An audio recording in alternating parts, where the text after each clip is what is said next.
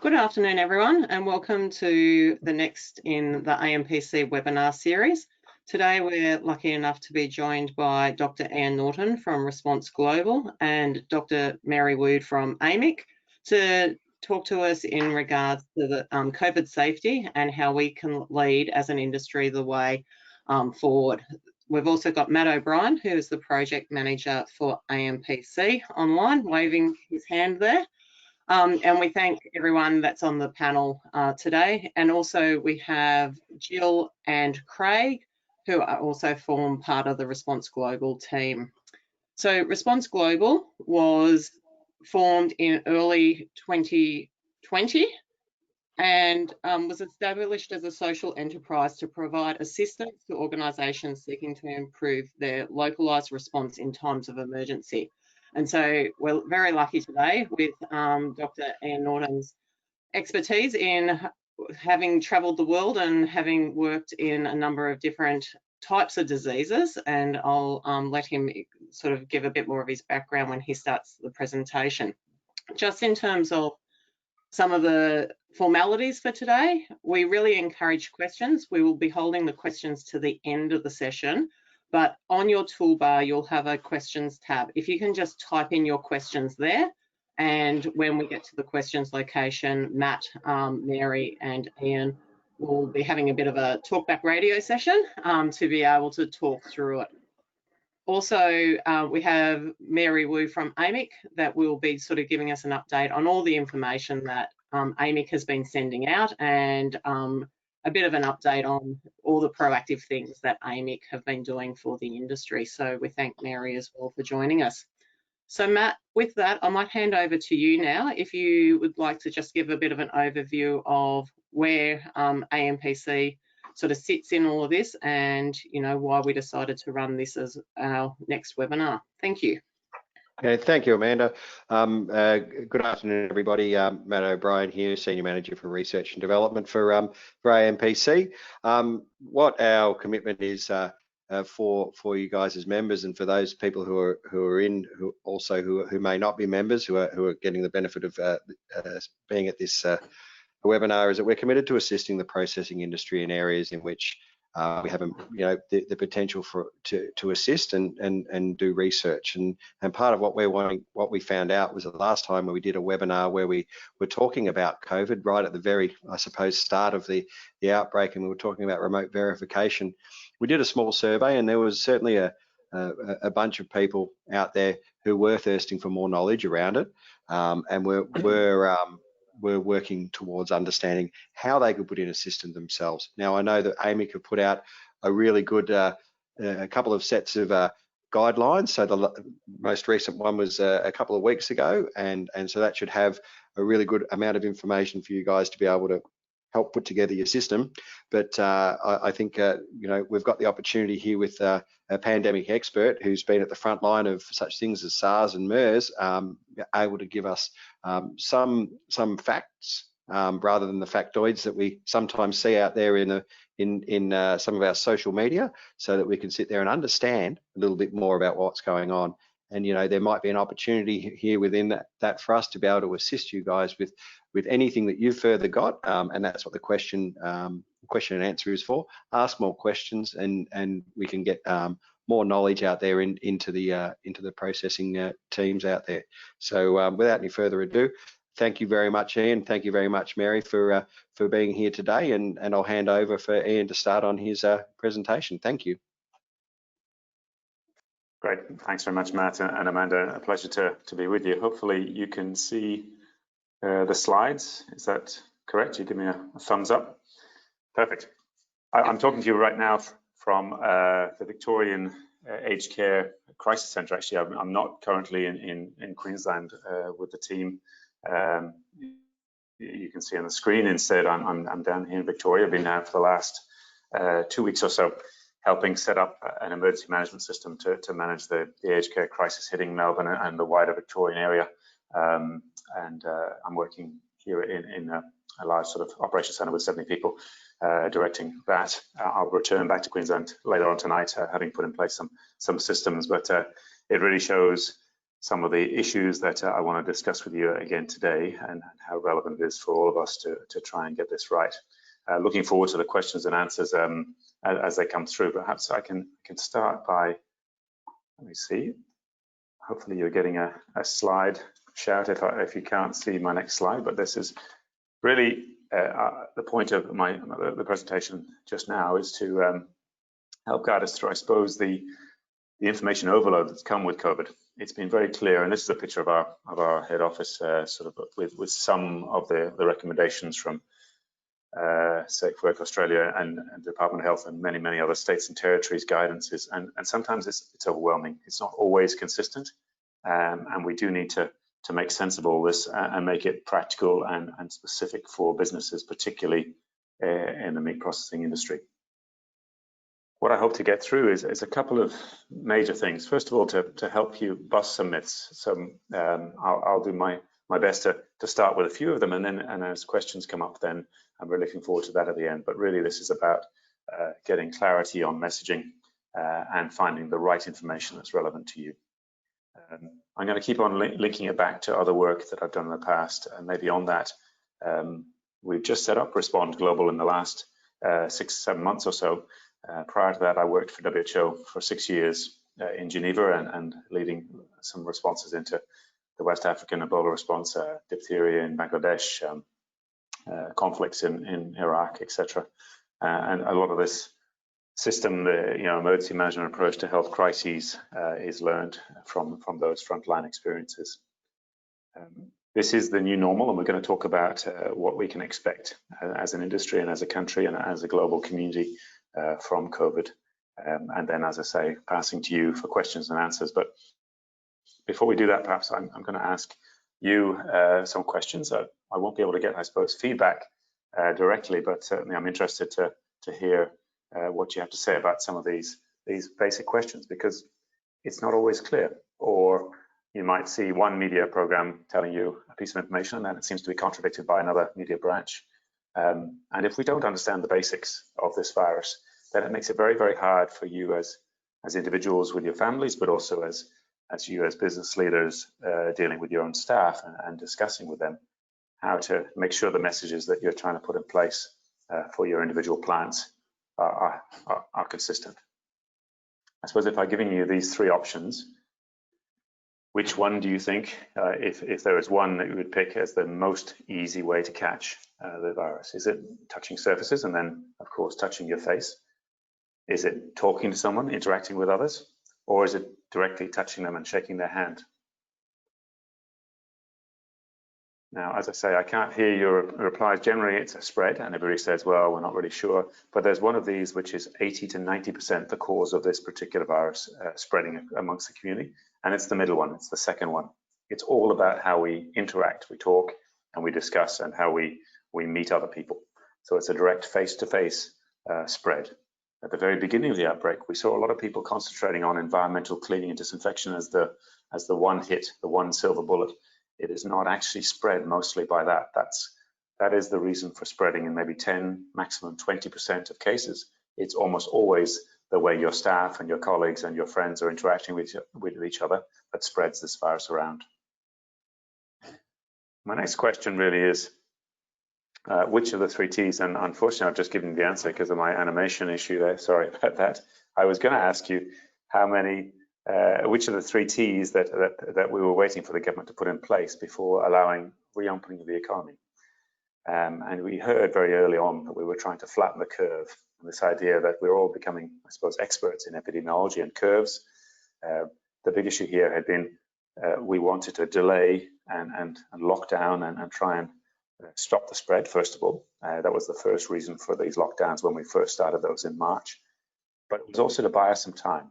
And the government was, I think, doing a fairly good job of messaging why we were buying time. And it was to put in place these 3 T's, to put in place enough treatment capacity, meaning beds, particularly intensive care beds. And across Australia, we have trebled the number of intensive care beds available for people affected by coronavirus. Testing was the next thing that was ramped up in a huge way.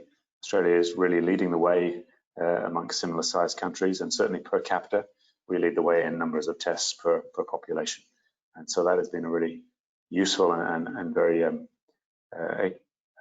positive thing that's come out of this response, that Australia has managed to ramp up its testing capacity. Without that, we really didn't have one of the major tools in fighting an outbreak or a pandemic. And finally, tracing. Tracing is key to understanding who's been infected, who they were in contact with, and getting them to isolate. I'll show you that in a graph in just a moment. But this is an area I think that where we are struggling, and it's something particularly relevant to businesses like yourselves, because just so you're aware, not all states and territories have the same capacity when it comes to contact tracing and finding who's been in contact with individual cases. It has been one of the major drivers here in Victoria to an uncontrolled spread in the early days, because the contact tracing system perhaps wasn't as strong as you see in other states, and it did take some time to ramp that up. In fact, it was bolstered by thousands of extra contact tracers being offered by other states and territories. Now, if this and when this spreads to other states, we also have to look at the contact tracing capacity of those states as well to make sure that they can actually manage. But for you, and some of you have thousands of employees on site, just be aware that sometimes the contact tracing team that comes in from a Department of Health have lots and lots of other outbreaks around their area. They may be understaffed, and they may put some of that contact tracing responsibility back onto you as a business, and we need to be aware of that, and perhaps we can discuss that in our question and answer session at the end, as to see whether you could actually manage that yourselves. My final question on this is, amongst these options, which do you think are the major drivers of coronavirus spread?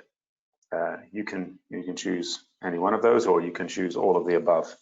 Now, if there are any on this list that worry you, normally in the audience I would have people start to say, well, I'm not so sure about X or Y.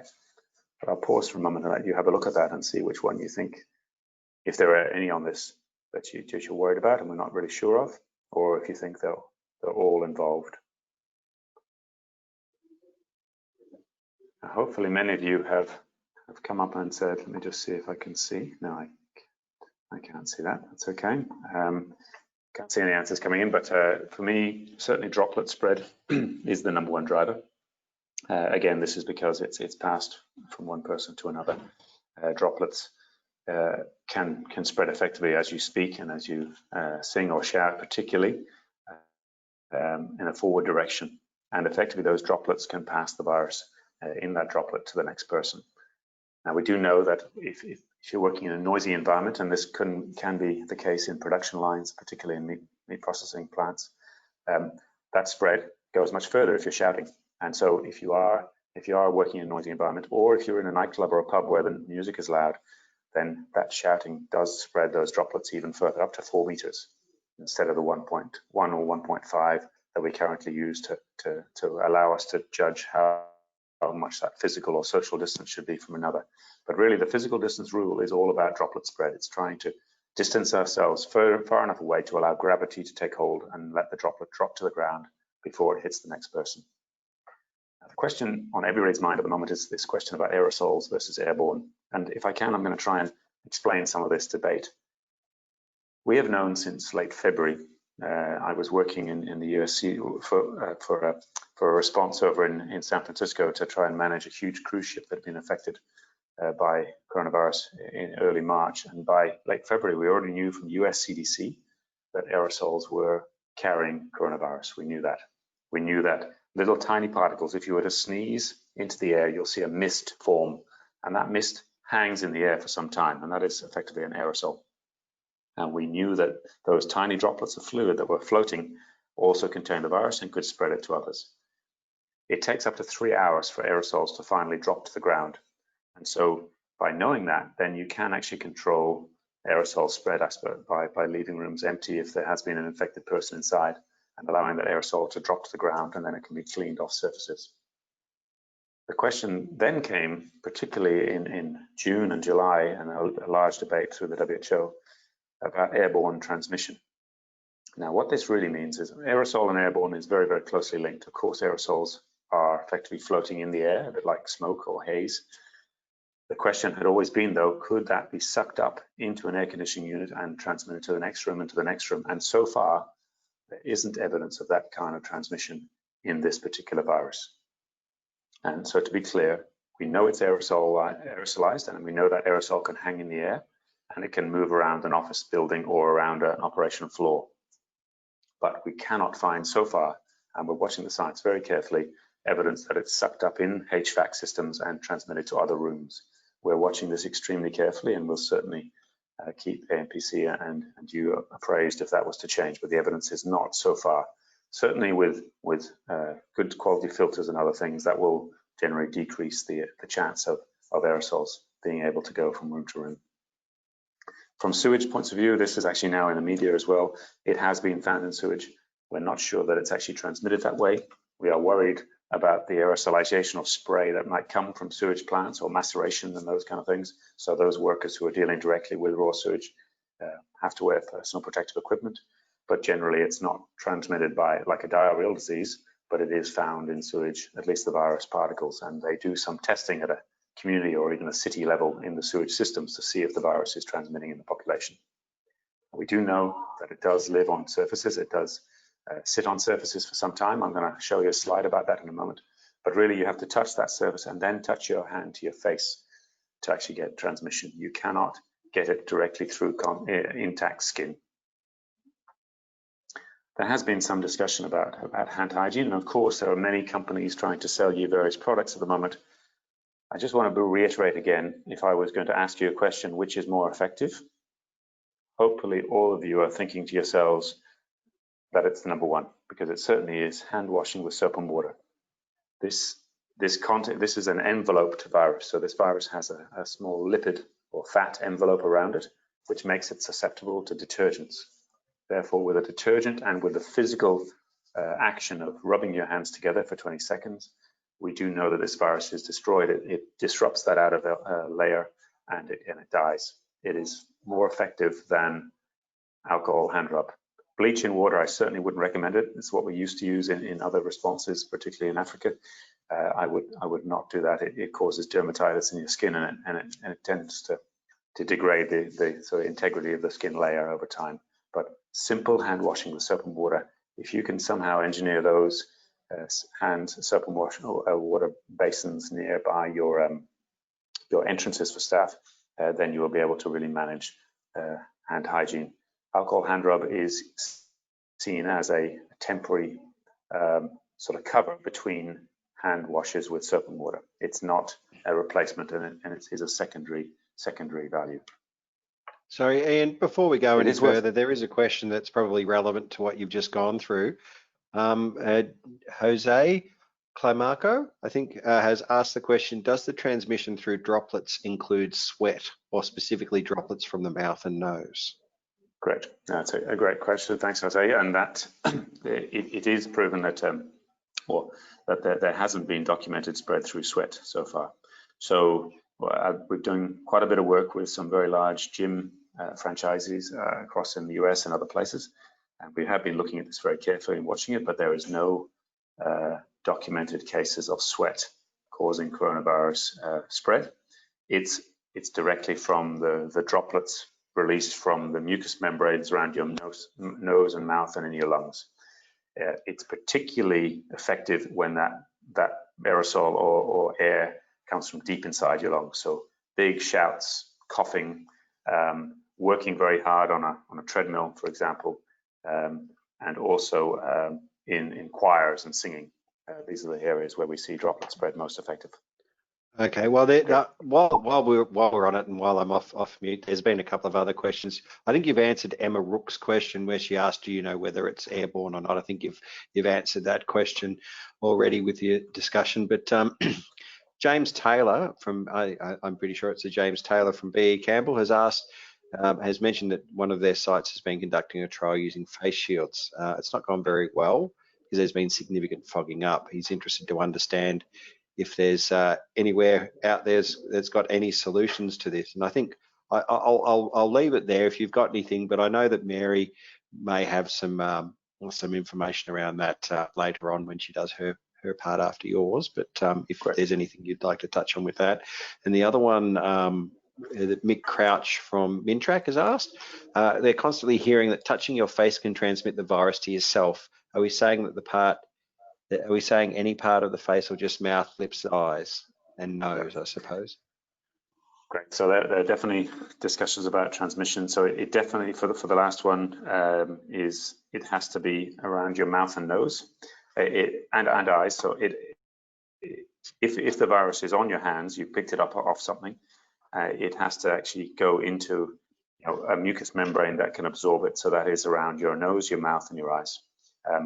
The rest of your face, not so much of an issue. But yeah, bring your hands to your mouth and to your face is a constant human thing to do, and we have to try and coax ourselves out of it.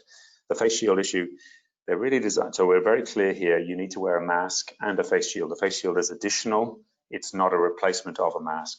That's been misunderstood, I think, in some areas. Face shield really gives you protection from splashes and from droplets that can go into your eyes. It came out of very early work in Wuhan in China, where we started to see infection in healthcare workers, and we realized that it was because their eyes were being exposed to these aerosols and droplets. And so the face shield can help with that. If you're directly seeing, discussing with people and their droplets are hitting your face, it can protect your eyes, but it doesn't replace a full mask. Yeah. Okay, great. Thanks. Sorry, I'll let you move on now. Thanks. And so, apart from the direct spread between people, then there's also an issue of what surfaces it sits on and how does it spread between people by these surface survivals, as it were. Now, the document on the left-hand side shows you how long virus sits on a surface and keeps alive. It ranges from as short as like 24 hours on cardboard to 3 or 4 days on hard plastics, glass and steel. I particularly want to highlight here, and I'll touch on it later on with the garbage and waste disposal, but surgical masks, so masks that have been directly in contact with people's faces for several hours. These are huge risk, and the virus lives on those masks for some time. So just be very careful when you're disposing of those masks that they're handled properly with gloves and into a clinical or a hazardous bag or double bagged for garbage. The numbers and the studies that tell us the virus survival are done in a laboratory at a very controlled temperature at 21 degrees and at exactly 40% humidity or so. And so this is really important to know. It also tests how much virus is still living in that little droplet that they put on that surface. Now, of course, viruses don't act just like that. It's not about just how many viruses are still alive, but really the volume of virus. And you need what we call an inoculum, a certain number of thousands of virus to actually enter your system before you can get truly infected. So luckily, the system has shown there is some science on this, and they have both told us the exact time till the final virus is dead, which is the one on the left, but more importantly on the right-hand side, this is what's happening in the real world. And viruses are dying exponentially, so it's a logarithmic scale and it's a half-life. So just back to your old chemistry days in high school, just like that, viruses also have half-lives, and we know the half-life of this coronavirus is about 4 hours on cardboard. So after 4 hours, there's a logarithmic drop of a half-life down from 1,000 to about 100, and then again another 4 hours down to around the 50 mark, and then another 4 hours it's down to less than 10. So really no viable virus, and you can't be infected by that. This is very useful to know because it means that if you leave surfaces or areas alone, then the virus starts to degrade on its own, and it doesn't survive for as long as perhaps the figures on the left-hand side tell you. It's certainly useful if you're getting deliveries and you can either disinfect that box, the cardboard box, for example, or you can leave it sit there for 24 hours and you know that no virus will be surviving on the box after 24 hours.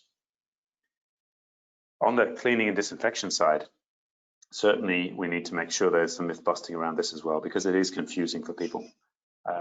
When it comes to this, is it one or the other? Well, it's actually both. You do need to both clean with detergent, simple soap and water, and you need to then disinfect, or in Australia we often call it sanitize. They really mean the same thing. So it's disinfection or sanitization. And which things to use? Now here I am to try and bust any myths that perhaps those salesmen are coming to you trying to sell you various products and adding an extra zero on the cost of them, or by putting the word viral on there. Really, your normal detergent that you used to use in an industrial setting or in a home setting are absolutely effective on coronavirus as well. So using for the cleaning stage, normal detergents that you would normally have used in your plant, they absolutely work.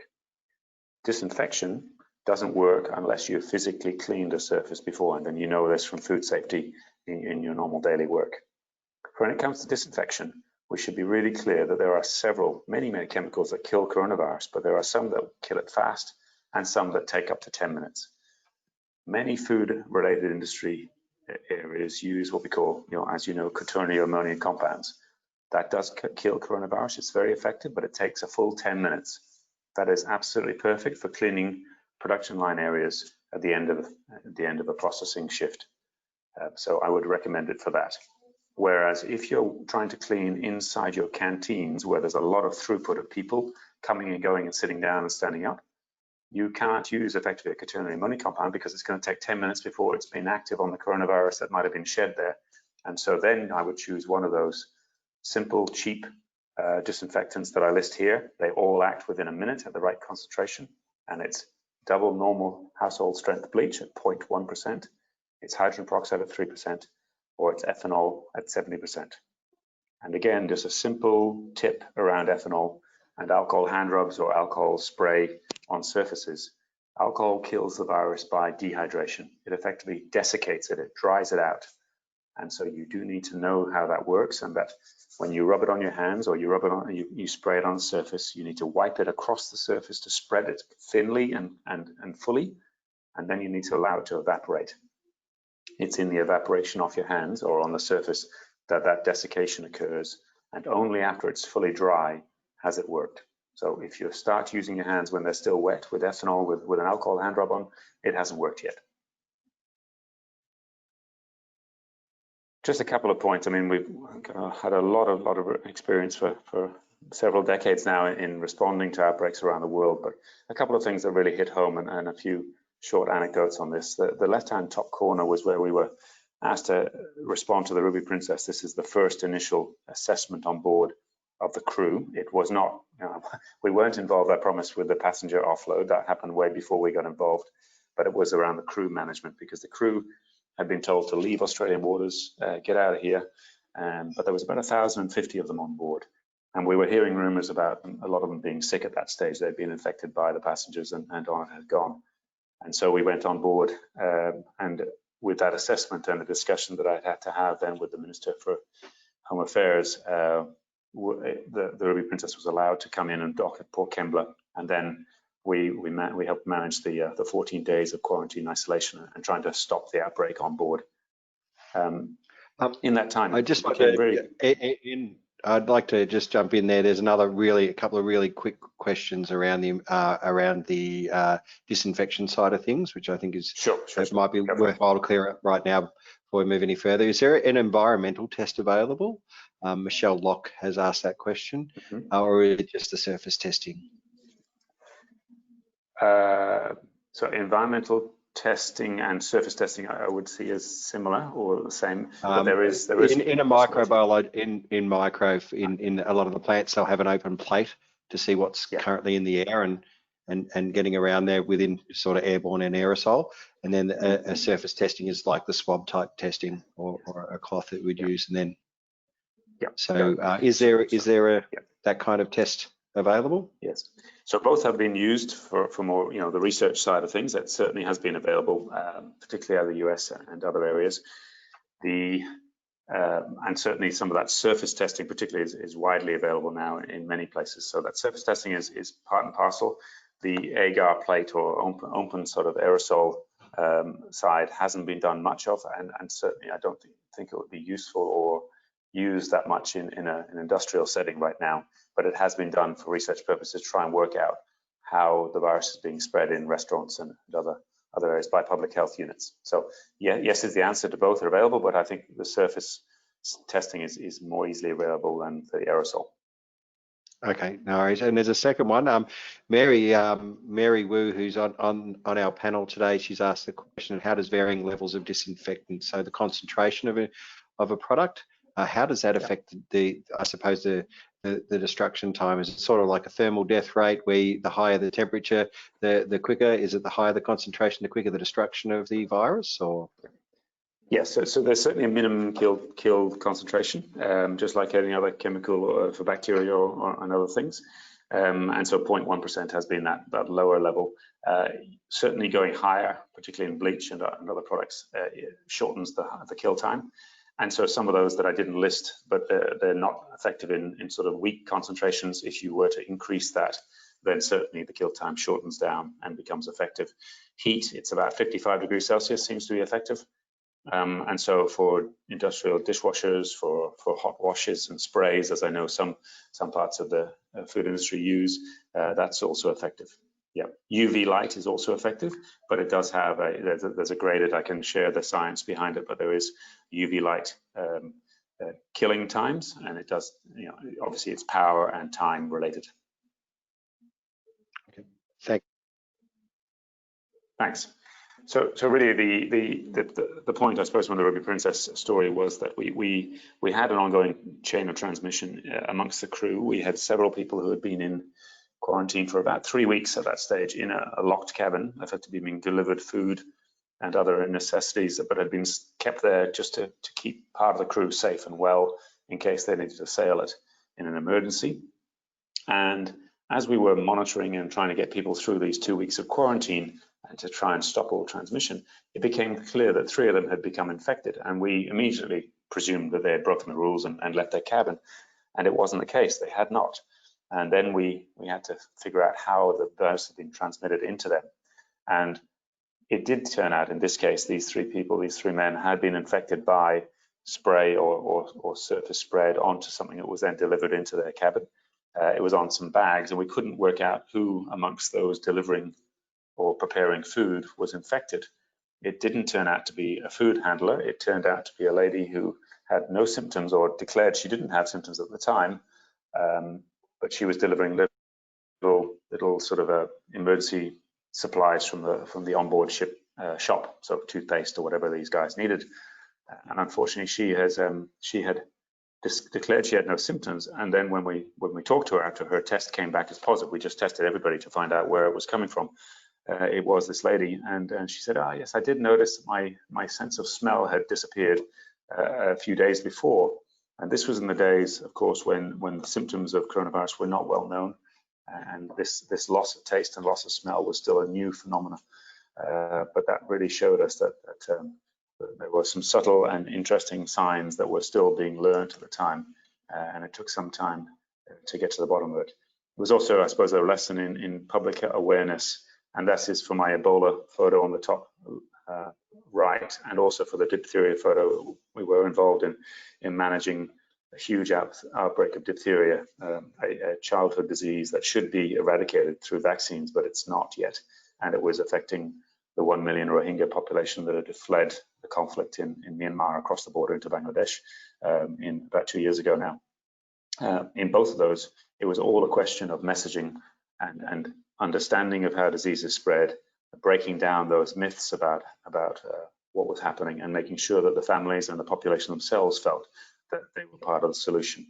It was particularly memorable in Liberia, where the photo on the top right is taken in West Africa during the huge Ebola outbreak there, that I knew that Liberia, of the 3 major countries affected, would be the one to get rid of it first, because the way, when I was there for 7 months or so, eventually in Liberia, I would go into small shops, and every single shopkeeper, every single business owner had a huge bucket and soap and water outside every single shop. And if he didn't see you wash your hands going into that shop, then he would shout at you and ask you to leave, because it was in his interest as a business owner to make sure that you were following the public health rules, and he was invested in making sure that he was safe, his merchandise was safe, and you were doing the right thing. And I knew that by that stage across Liberia, everybody believed in the message, and they were all part of the solution. And I think once you get a population involved, and this goes back to having it as a business owner, if you can get your staff involved and realize that they are all part of the solution, then I think you have a chance to win here. And stickers and signs and other things don't work unless they're actually motivated and part of the solution. I suppose if I had to capture coronavirus in one slide, I think this would be it. And I wish this was more available, but we'll keep on trying to make it more available. This explains, I suppose, how transmission occurs between people. The first top left slide shows you how the virus starts to replicate inside somebody's body. And over time, you get a peak in viral load, and that's often where you start to develop symptoms. But it is important to know that it can be on average 2 days between you starting to produce virus and becoming infective and you actually displaying symptoms. We also know that about 40% of people don't display any symptoms at all throughout their whole period of viral infection. But as soon as that line goes above 0 and you start to produce virus, you are potentially infective to others. And viruses work always the same way. They go into your body, they act effectively like a cuckoo. They take over your cells and your production lines, and you start to produce little pieces of that virus for it. You become its factory. And so once its factory is set up, then it starts to produce virus and shed it. And it's really a useful virus or an effective virus when it doesn't tell you you're sick. And in this case, we know this virus doesn't tell us you are sick for at least 2 days, and we're happily shedding it to other people and making other people infected before we know we've got it. Now, when it does infect somebody else, then there's a 4 to 5 day on average incubation period before those factories to make the virus are set in that new person, and then they too become infective to others. And so this is really key to understand. You don't become infective the moment you're exposed. It takes 4 to 5 days on average. The shortest is 2 days and the longest is 14 days before that incubation is over. And that's why that 14-day rule that you see in quarantine in hotels and things is in place, because 14 is the longest day. By day 13 or so, only 1 in 1,000 people turn to finally being positive. So it's right at the end, but the average is 4 to 5 days.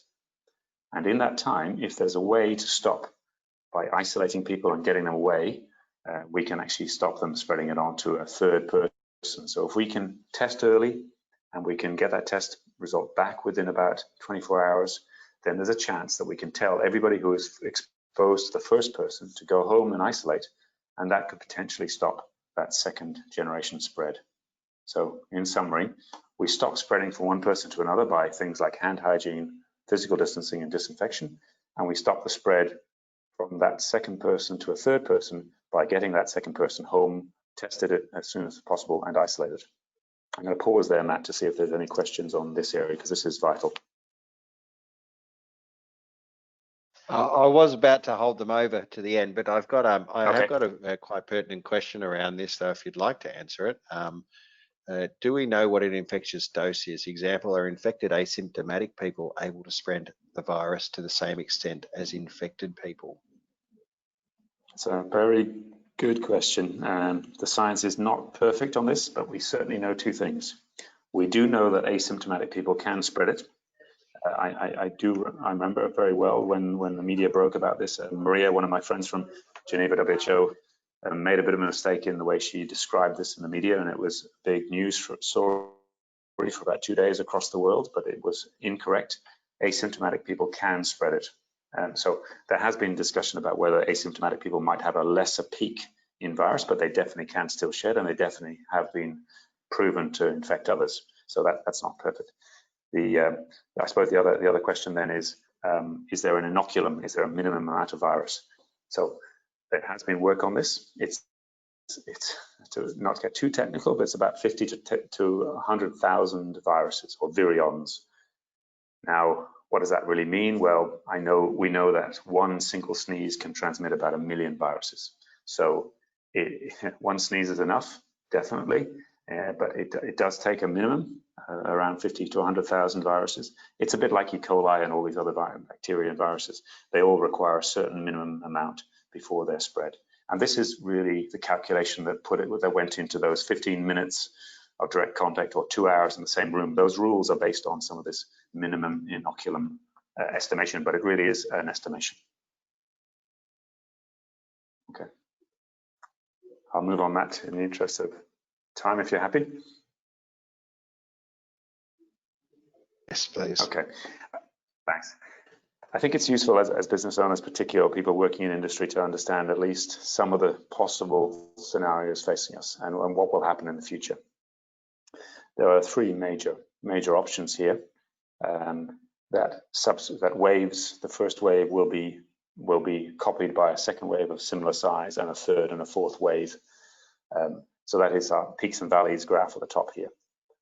Another possibility, which we hope it won't happen, it's our worst case scenario, that the second wave, if a true second wave comes around the world, it could be larger than the first wave. This is really a graph showing the 1918 pandemic, which showed a virus, a second wave, affected and killed some four times as many people as the first wave did in 1918. So it peaked in spring, and then it came back in autumn and winter of that year and killed tens of millions of people in the second wave, which would be really a terrible thing to see. The third option is the best case scenario, where we see a population who gets hit by a first wave, but then listens to the public health messaging and changes their actions and listens to the messaging and feels like they're part of it. And you'll see multiple small waves, but they won't be as large as the first wave. That's our best case scenario. You see, nobody here is predicting a flat line after the first wave. It's just not possible, really, when you have a naive population, and it will continue to spread across the world until we have three exits, really. The first exit is that you get a viable and effective vaccine, and you all know that there's about 150 of them being tested at the moment. 6 or 7 of them are front runners, and we're all hopeful, but I would not be absolutely sure that the vaccine program will work. Coronavirus has never had a vaccine effectively developed against it, and there are many different types of coronavirus, and billions of dollars have been spent on coronavirus vaccines in the past. The second option is that we get herd immunity, and you all heard that term. That would effectively mean that a large, significant population in your country has been infected and is carrying immunity. And of course, even immunity is not sure for a long period of time. We're not sure how long that immunity will last. We think there is some immunity, but we're just not sure how long it lasts.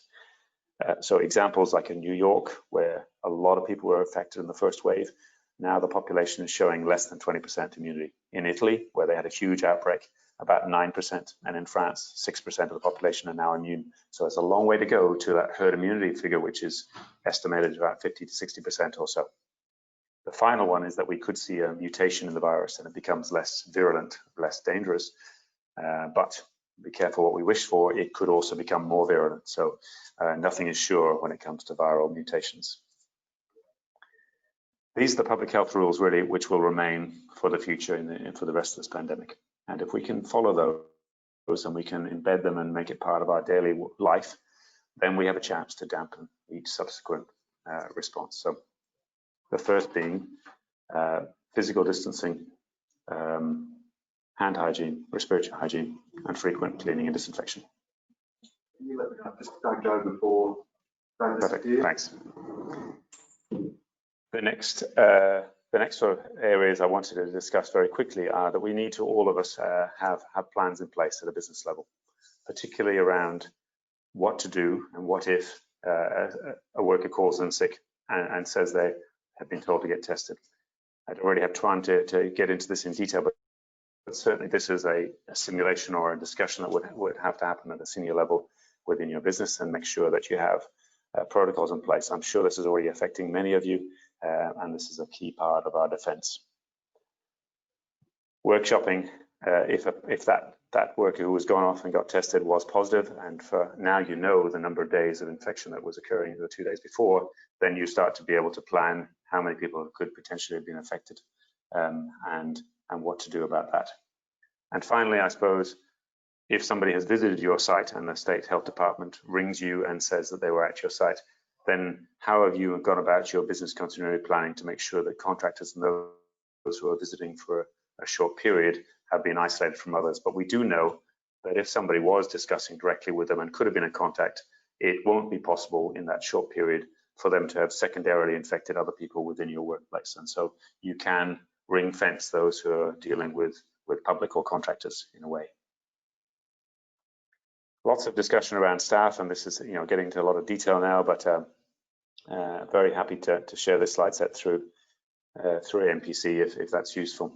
But certainly on the health screening point of view, I suppose lessons for us from many different areas are to make sure you keep up with the science and the emerging trends in types of symptoms, and also to make sure it's interactive and it changes. If you have a tick box system for questions and it's always yes or always no, then people stop reading it. But if you interact them with yes, positive and negative questions, and move them around and change them up, then it keeps people engaged in the process. Incentivizing declaration of illness is a huge thing as well. Incentivized to do the right thing, be that because the casual workers are paid and all sorts of other incentives, and really showing as a senior management group that it is okay to call in sick and it is the right thing to take the lowest possible risk and stay at home if you're feeling unwell and go and get tested. Staff having confidence to return with the right training, the right PPE, and also to be able to quarantine 2 different shifts if that's going to be better for business continuity. When it comes to, so these are the S's that I always use to try and manage, so staff, supplies, spacing, and then a system to tie it together. But on the supply side, cleaning and disinfection, particularly having the right amount of equipment, understanding that basic cheap chemicals do work in this, having the right amount of PPE and the right grade of PPE. Signage to a point, signage does degrade over time, and really moving and adapting your physical space may be more useful than simple posters. But of course, the hand hygiene, and I talked already about the caution around mass disposal when it comes to garbage.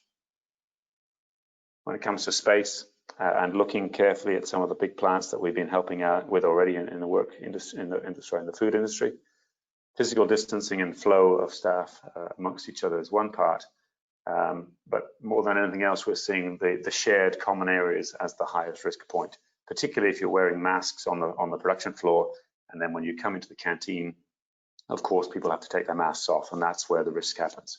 That's where you start to see people coming close together. In the changing rooms, they might be trading one mask for another, and in that period, they are potentially infecting each other in enclosed areas. So it's a question now of having the right spacing and working out how on the production lines you can space people out. I talked about ventilation and the risks there. Really, as long as the simple HVAC systems have good industry size or rated ventilation filters, then that should be okay. And then quickly moving to the last but a really critical area on the system issue, contact tracing. We talked about it early on. This is a potential area where an overwhelmed public health system where there's a lot of infection in the community, they may not have time to put a lot of effort into your particular work site, and they may not see, as a public health person, I can say this, that sometimes they haven't been taught what business is about and how to interact with somebody from an industrial setting, and they don't understand your priorities and how the ways you work, look at things from a patient point of view or from a community spread point of view, that sometimes doesn't translate well into business. And so I would encourage you, or we can have an open discussion offline about this, how you can have contact tracing systems in place for your own protection and your own staff that then can interface with that public health group that come to visit you if there is a risk or a positive. We need to make sure in a system we avoid COVID fatigue, both at a managerial level, so quality improvement regularly, but also at the staff level. Things will get jaded. It's a long marathon here. We've got 18 months or so total, and we're already well into that, but it certainly is for some period of time. So COVID fatigue will come on. And then constantly being able to run drills, have action cards, and be able to quickly trace and quarantine people as they're needed. And of course, anybody involved in this, there is a significant media and reputation management issue if this was to occur at your site. I suppose at last, and to sum up, Amanda and Matt, the kind of things that we're helping other parts of the industry do in Respond Global, and we're very open to this as well, are to look at how plans and assessments are done. Generally, we find that your quality and safety managers do a really great job of assimilating information from the net and from industry bodies up to a point, but almost always they need just that final 5% to take them from 95 to 100% prepared, and we can help you with making sure that what you have in place is the best possible. Doing particular site risk assessments, because of course every site is slightly different and not all of the generic material adapts to the place where you work. And we're now offering to the industry this approach. So you have a client-only access portal where the latest science, as this emerges and it keeps on changing, updated videos and myth busting for staff to try and demystify and get them on board and part of the solution, not part of the problem. And as I say, contact tracing systems as well. If you're unlucky enough to have a big outbreak and you're not getting the support you thought you were going to get from the public health side, then that's another thing we do as a sort of a helpline and a direct sort of advocate from within the public health system. I'll pause there and leave on their final information and pass back to you, Matt.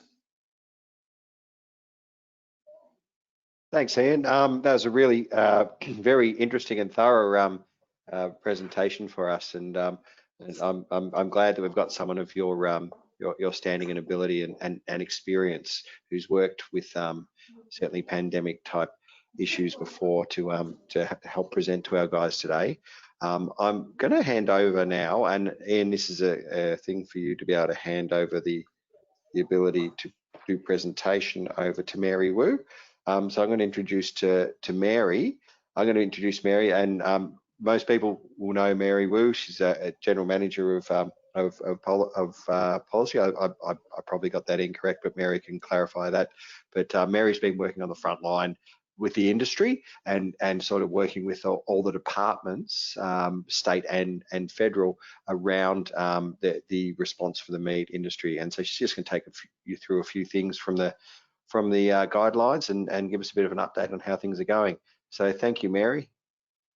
Thanks, Matt, and really appreciate obviously having me on, and really enjoyed listening to Dr. Ian just now. I've certainly learned a lot of things out of today's session, which is very good. So I just wanted to sort of start by saying that yes, we have through AMIC, we've worked very, very closely in the last several months with both state and Commonwealth health, agriculture and WHS authorities. Predominantly, we've been focused on understanding a lot of the government restrictions that have come in particular in relation to issues such as on operations, testing, etc. We've also been focused on helping establishments to maintain operations to prepare for the COVID situation, and including in relation to for both domestic production and for export. We've also, in particular, been developing our guidelines, which I'll go through in a minute. And I think early on in the piece, we were very heavily involved and continue now to be involved in relation to the overarching messaging, including through with government around, essential services, around the need for continuity of operations, around, the special considerations for our industry. And we're continuing to manage a lot of the media, particularly we've seen, some media articles, including even in today's ABC, that sort of alluded to the fact that they think that the virus sort of hangs around on plant, and which I think, having Dr. Ian today clarify a lot of these issues, like if it's on surfaces within 24 hours and no longer infective, that is actually a really good sort of messaging for us to have as an industry. So before I start on the AMIC guidelines, I just wanted to direct the group to also some of the other resources that are quite handy to have, which we have pushed out to AMIC members. So from the Department of Health, there is this in relation, it's called the CDNA National Guidelines for Public Health Unit, which when you open that up, that gets updated fairly regularly.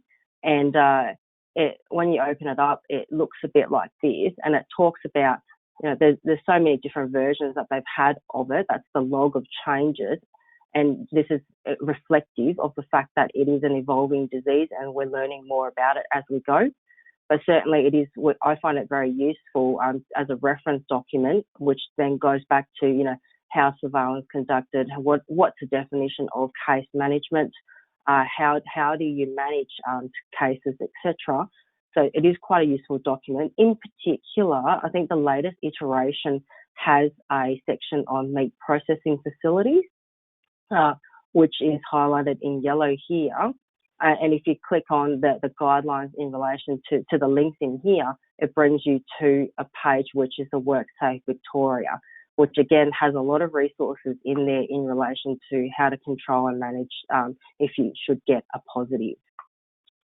So we can certainly send out the links for these through Match after this presentation if people find that helpful. So just coming back to the AMIC guidelines, this version that you see on the screen here is actually version 2. We started off back in March, April with version 1. And that was actually based on all of the combined practices that members were already taking on plant, and we basically bundle them up in relation to provide an industry sort of best practice guide. And at the time, there were baseline things like everyone was doing temperature screening on entry. There were a lot of the issues that Dr. North just alluded to in relation to physical distancing, hand hygiene, and environmental hygiene. So all of those parts were captured as part of our version 1. And now through, in the last couple of months, we've now evolved to version 2, which sort of talks a bit more about our experiences so far with what we've encountered. And we've looked at putting together this basically a process of what happens if you do have a positive on plant. So, for example, where would you get the initial case notification, whether it's through an employee, whether it's through a Department of Health, or whether it is from the Department of Ag. And then the sort of relevant contact bodies that you should be thinking about in relation to reporting. And then so I've got, the points around 3 and 4 around contact tracing, consider a proactive shutdown if it's warranted. So all of these actually sort of happen fairly quickly with in tandem. So the sort of key thing that we've learned, and certainly that's been reinforced today, is around the importance of conducting very quickly that contact tracing. So often you will be doing that prior to the Department of Health coming on board. So, for example, we held a forum with New South Wales Health last week, and where they've said, their key for them is to ensure that you've got contact tracing that can be complete within 6 hours. And if that then can be forwarded on to the Department of Health, it helps them immensely in relation to the response to any positives. In addition, we've followed very closely around the Department of Health guidance. So that was the resource that I initially showed you around the songs and series of national guidelines. And then there's also a whole range of definitions of how you conduct contact tracing, who is a close contact and who is a casual contact. So again, there are jurisdictional differences, and we were very fortunate to hear from Department of Health New South Wales last week that their default position is that everybody is defined as a close contact if you have spent more than 2 hours within an enclosed space, with the exception of if you were all wearing masks, a surgical mask, which then provides you with another avenue to be able to talk to the Department of Health in relation to ongoing classification of close contact. So all of those points then lead to once everything has been followed, then how quickly can you return to operations, which again depends on case by case scenario, who's been affected, how many people on plant have been affected, whether they've been close contacts, whether they return negative results, etc. So best case scenario, we've seen in operation probably 3 to 4 days up to a week for plants to come back. Sometimes longer if the other steps, or following the Department of Health guidance, that it takes a little bit longer for plants to come back into operation. So that's the sort of pathway that we've got. In addition, I just wanted to highlight that in our document, we've also provided some area-specific guidelines. So, for example, we were talking previously about face shields. Certainly from our view around face shields, in areas where there could be splashes, so in wetter areas, that is recommended if there is no other PPE that would be effective, and that the face shield doesn't contribute to other WHS issues. So that's, I won't take you guys all through this document. It is available it should be available already to all AMIC members. It's been pushed out, but you can reach out to me offline if you haven't got a copy and would like a copy. So probably the last thing I wanted to talk to you about, and I know Dr. Ian did cover some of the in relation to the media management. We have been very closely working with, in particular, our regulators, the Department of Ag, around the messaging internationally. So we are incredibly, through all of our documents and guidelines, we have been very much reliant on the WHO advice that, in relation to that, COVID is not a transmissible, and there's no evidence of COVID transmission in food. And certainly we have seen recently there's been a lot of stuff, particularly in media, around potential transmission in packaging or whatever else. But our advice again is that we stick by the WHO advice. I know we did talk a little bit about surface testing, and to date, my understanding is that there is no TGA approved testing of surfaces, environmental surface testing kits that are available in Australia. Certainly, we understand that particularly in the likes of China and the US, that there are some testing that's undertaken, but not in the Australian context. So, Matt, that's probably what I had as my overview. Happy to take questions. Thanks, Mary. That's really good. I'm going to start off with a question that didn't come through the webinar, but it's one that I'm very eager to know as well, based on the fact that my kids have just started playing AFL again, and I don't want them to stop. In New South Wales, there's been a bunch of guidelines, and I suppose the Department of Education have started putting out some new rules, and certainly around weekend sport and everything like that. In New South Wales, the case numbers are still relatively low. And do you have any insight as to why I suppose the government is starting to really start to I suppose clamp down on social activities in New South Wales? So this is unfortunately it is that close contact with people that is spreading the disease, and it's a question of how much risk they feel with their forward projections. They do this on a daily basis. They work out where the spread is, where they've got control of every single contact or not, and if they feel there's any community transmission that they don't know about, then that's a risk. And if that's happening in a local community or an area, then unfortunately, yes, contact sports and other things will be put aside for a while. In a way, I prefer that incremental increase in risk controls rather than a full lockdown. That would be very much a shame if they were to suddenly go to a sawtooth on off. Instead, you'll see incrementally more and more restrictions if they're just not happy that they've got control of something, and then they'll loosen those again. And unfortunately, those kind of physical contact points, especially where there's heavy breathing and sort of people working hard, they're sucking air in right into the deep in their lungs, and then they're exhaling it. That's what's transmitting this stuff. So that's the thing I'd be listening for, and every time there's a news broadcast about numbers, I'm not really worried so much about just the general number, but I'm worried if the public health message is that we have not traced every person and know where that particular transmission occurred. If they tell you that they don't know where it's coming from, then we have uncontained community transmission. That's a worry. Thanks. Thank you very much on that one. My kids can still play this weekend. Okay, that's okay. I think. Can you briefly explain the situation with children incubating and spreading disease to adults? And that's from Jeremy Skews from the web. He's from University of Melbourne. Yes, so it's a great question.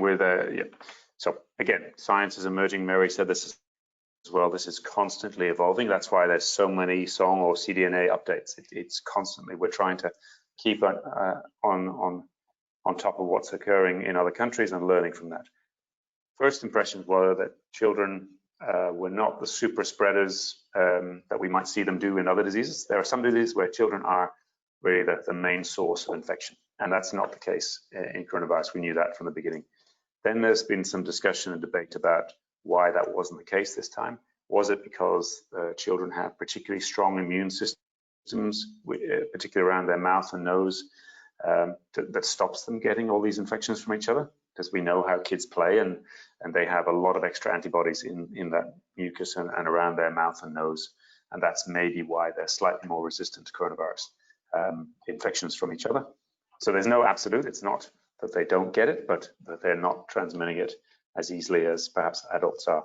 And then, of course, there's a change in, as you get older, your immune system gets weaker over time. You become slightly more immunosuppressed, and therefore you're more susceptible. And that's unfortunately, for my work down here with the aged care sector in Victoria right now, that population is horribly affected by coronavirus, completely opposite to what's happening in children. Thank you. I have a question now for Mary. This one is from Adam Muir. How long does the virus stay in your system after testing positive? Will a worker be able to provide a negative result after the 14-day isolation period? So in relation to our understanding is normally if you test positive, in order to return to work, that the public health authorities will require you to have a second test, and typically that's usually at either day 11 or day 14 in order to make sure that you're no longer having that virus in your system. All right, thank you. Is there anything you wanted to add, Ian, to that? Yes. So this is an area of discussion right now. And so there are two pathways. If you were to go into the CDNA guidelines, there's two pathways here to clear somebody after they've been positive. And so what we're hoping is that most of the community-based people who have stayed at home with their coronavirus, they're not particularly unwell and they weren't admitted to hospital, they can be cleared after 10 days from symptom day onset and 3 days of no symptoms.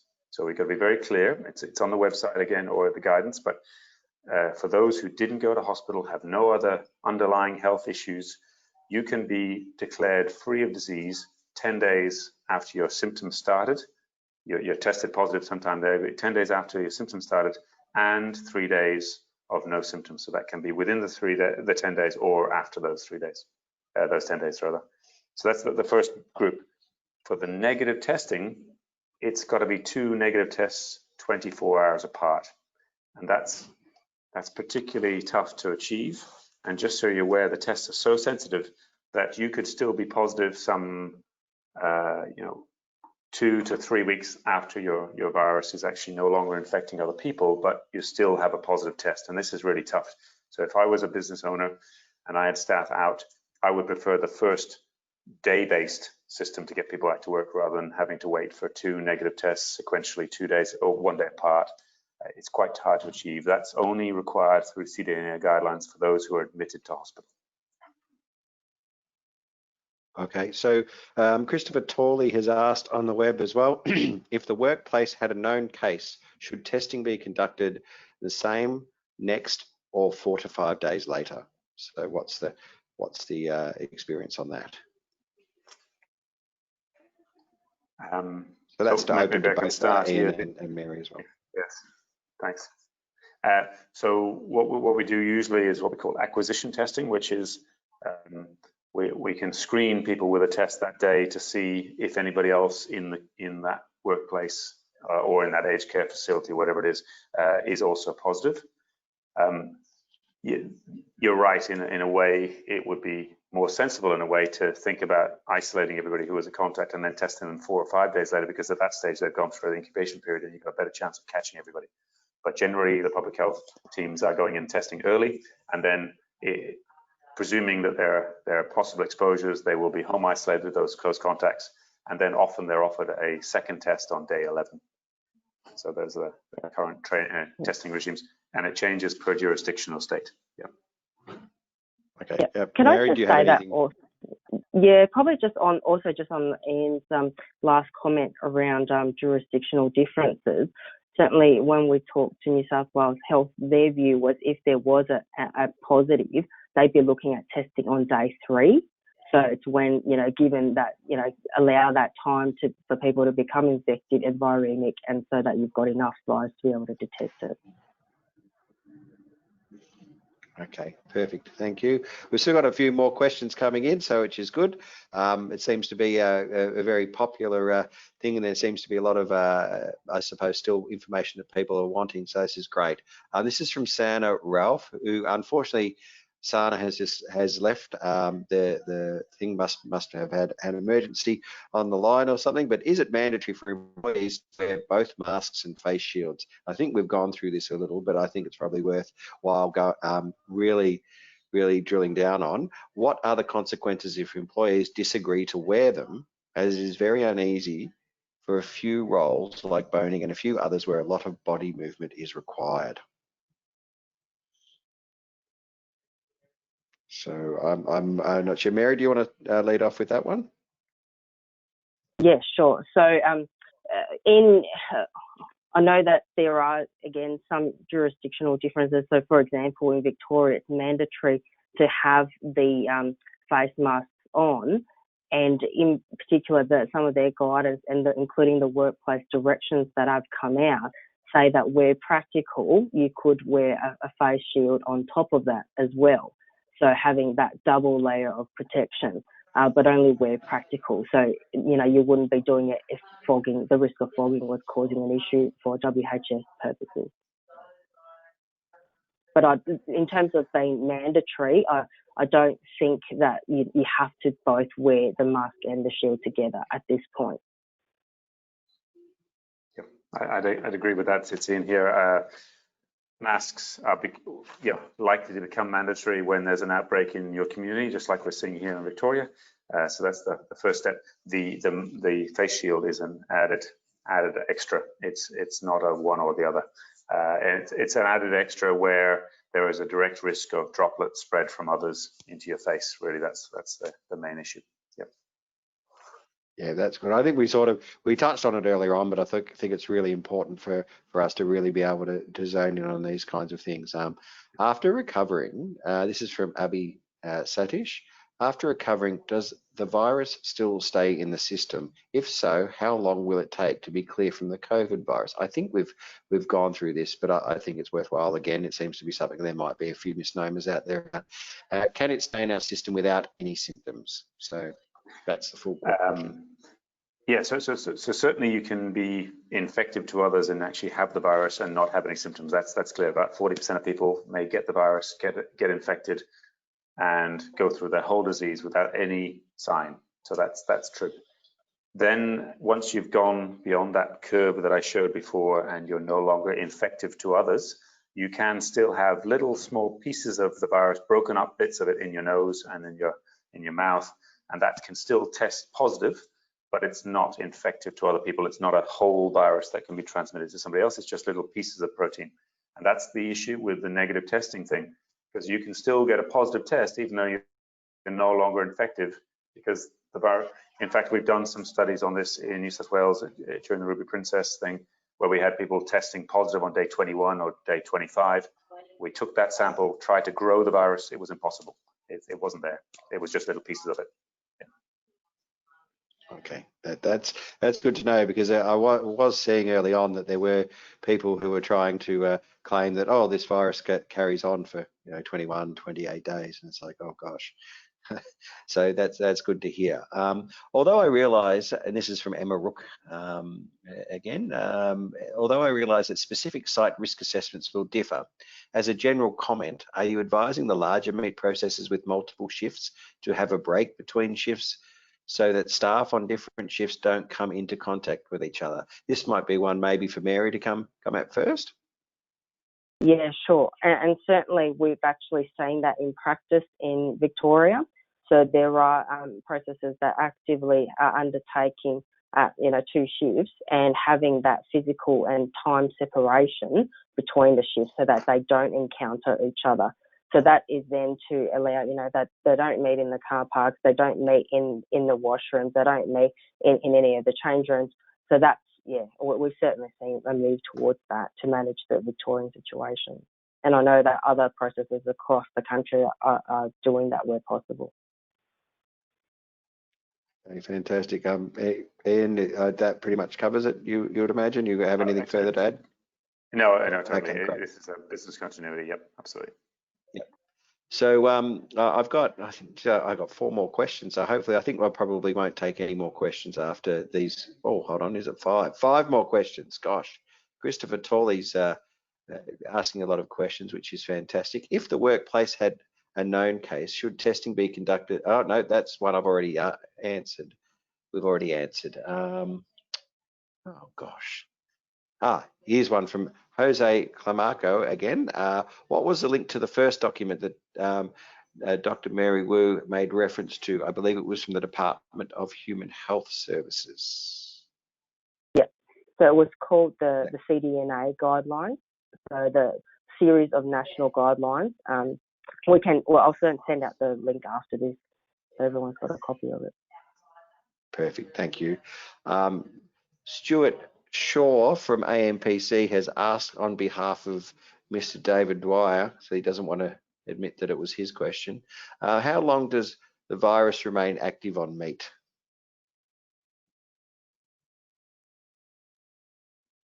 We got is it 3 hours, was it, or?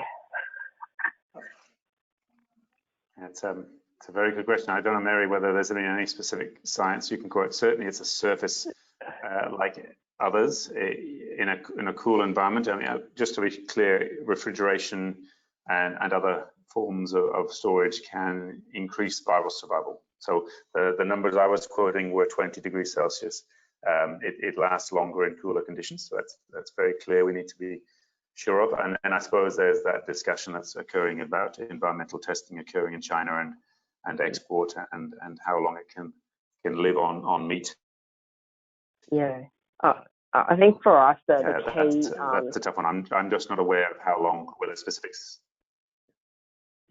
Yeah, so from my perspective, the key piece of information that we keep coming back to is around that, the WHO has clearly defined that there is no evidence of transmission in meat.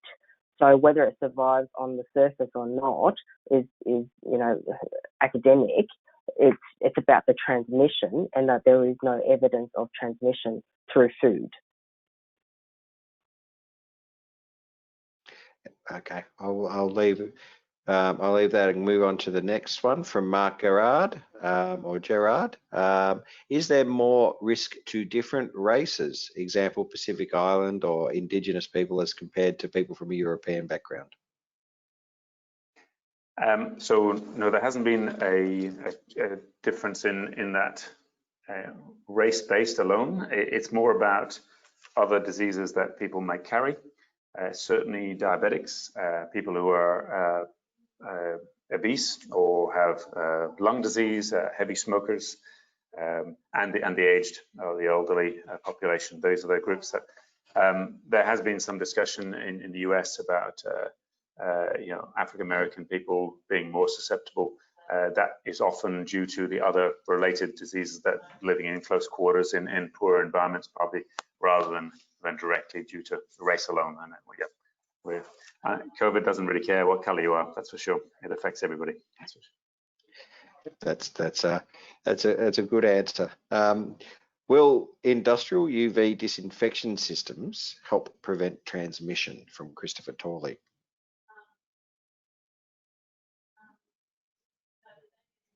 Ian? Say again, you just broke up a second with that. UV? Will industrial UV disinfection systems help prevent transmission? Yeah, so there's a big industry trying to push their products like in all other parts of COVID right now. Certainly there is emerging good evidence that direct UV exposure on surfaces does kill the virus, that's for sure, and the numbers are available on the net. The big debate had been whether UV systems looking at high flow HVAC, air rushing by a UV, can actually kill coronavirus. That is definitely unproven. The UV systems that are being used in HVACs to direct at a filter to stop fungus building up on the back of the filter, sure, that's one thing, but please don't believe or ask for very solid evidence if somebody's trying to say that UV just pointed directly at streaming air does anything to the coronavirus. That is not proven at all. But direct surface sterilization in a plant room, yes, sure, that's okay. Okay, so one final question again from Jose. We've got a few people who've have had a few questions, which is fantastic. That means that they've been really engaged with this. If workers are wearing face shields, face masks, aprons, uniforms, and gloves in a meat processing environment, does the 1.5 metre distance still apply?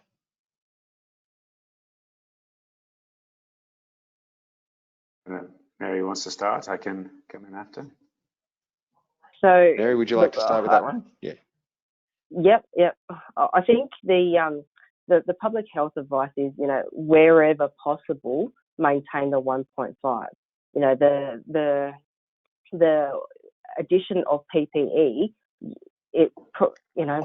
we've always obviously said very clearly that it's a good thing to have, but particularly, I think you need to maintain the 1.5 in places like lunchrooms, change rooms, amenities, smoking areas, all those sort of things, wherever physically possible to keep that 1.5. I think that the difficulty, obviously, that has been recognised for us is on the chain.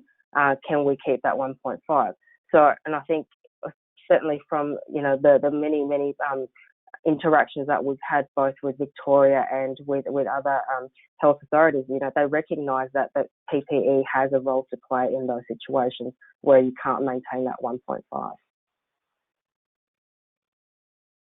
Yeah. From my side, I absolutely agree, especially with the last point that the PPE is designed to give you protection where you can't maintain the physical distance.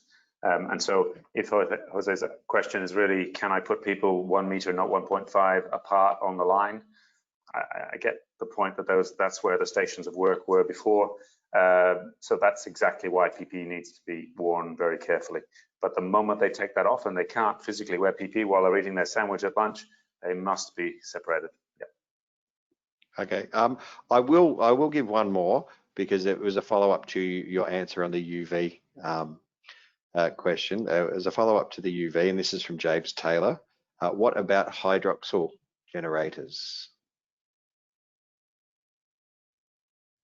So yes, a lot of this work is around. So I want to be clear: is this for surface spraying, or is it this spray into the actual HVAC system with peroxide? I imagine that would be something like a fogging with that, Amanda. Is that what your thoughts are? Yeah, like a fogging sanitizing system, I would imagine. Yeah. There certainly some of that. Certainly for surface spray, it seems to be effective. If it gives a film of that product, and hydroxyl, just like it's effectively the active agent of several of these disinfectants, so it does work. Now, does it clear aerosolized particle? That I don't know, I'm afraid. I just don't know that there's enough evidence about that yet. Yeah, perfect.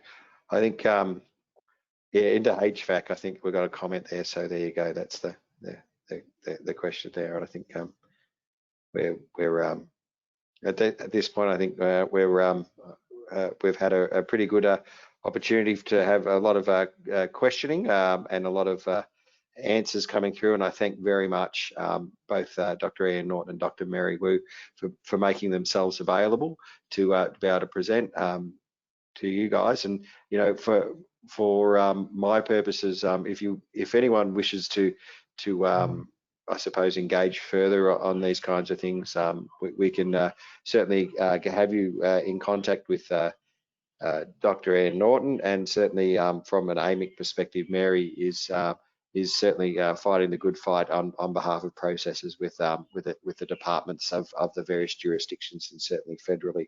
So I thank you very much for the opportunity for you guys to come in and to be able to present. So Amanda, I'll hand over to you and you can sum things up. Thanks, Matt, and thanks to the audience today. What a fantastic interactive session this has been. So thank you for your participation and throwing all those curly questions to our panelists. So I just want to reiterate what Matt said. Thanks very much to Dr Ian Norton and the Global Response team, and Dr Mary Wu from AMIC. It's been a really valuable insight, and I think we've busted a lot of those myths today. And I think sort of one of the big take-home messages that I took out of it was around that housekeeping. especially like your double bagging of gloves, and that I think that could be potentially an oversight across, you know, every industry and every shop front and that I've walked into. I don't know if I've seen too many double bagging things and that. So that was a real big sort of insight take home message for me, was that housekeeping and making sure we do that correct. Just a couple of follow-ups that came out from James Taylor's question around how to stop fogging of masks. So we actually had Kristen Brown reply saying that they've tried the anti-fog spray on the face shields and this does not work because of going into that hot and cold environment and breathing up.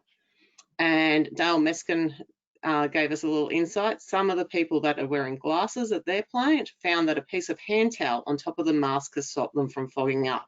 So yeah, I guess it's still an issue that most people are probably facing. So if anyone does come up with anything that is working, please let us know and we'll get that information back to James and out to the wider community.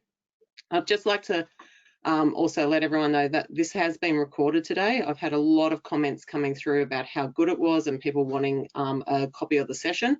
So I'll make sure that everyone that registered will send the YouTube link to once it's uploaded. We'll also send through a copy of Dr. Norton's slides, and also Mary has kindly offered for us to be able to send out the AMIC guidelines as well. So hopefully that will give you quite a few really good resources that you'll be able to use. Just also wanted to let you know that we do have the WHS safety hotline that AMIC, AMPC and AGIS are running at the moment. And so if anyone does have any questions that are related to pay, if you ring that hotline, you'll be directed through to Ken McKell or one of his team at AMIC. If there's a workers' comp question or a risk management sort of question, AGIS will hopefully be able to answer those. So feel free to hop on those lines, but also definitely use the expertise of Response Global and AMIC, and also feel free to get in contact with Matt or myself and we'll hopefully be able to direct you. Just in final closing, we'd also like to let you know that we are going to continue our webinar series through to the end of the year because we can't do face-to-faces, and I'm pretty sure we all learnt why today. So we're just finalising the schedule, but just to let everyone know, the next webinar is going to be held on the 3rd of September, and it's going to be bullying and harassment and the law, and that's going to be delivered by Andrew Douglas. So anyone that attended his last webinar, we had some really good feedback on that. So thanks everyone once again for attending today, and make sure that you access these resources and stay safe. Thank you. Thanks Thank you, everybody. Thank you. All right. Bye.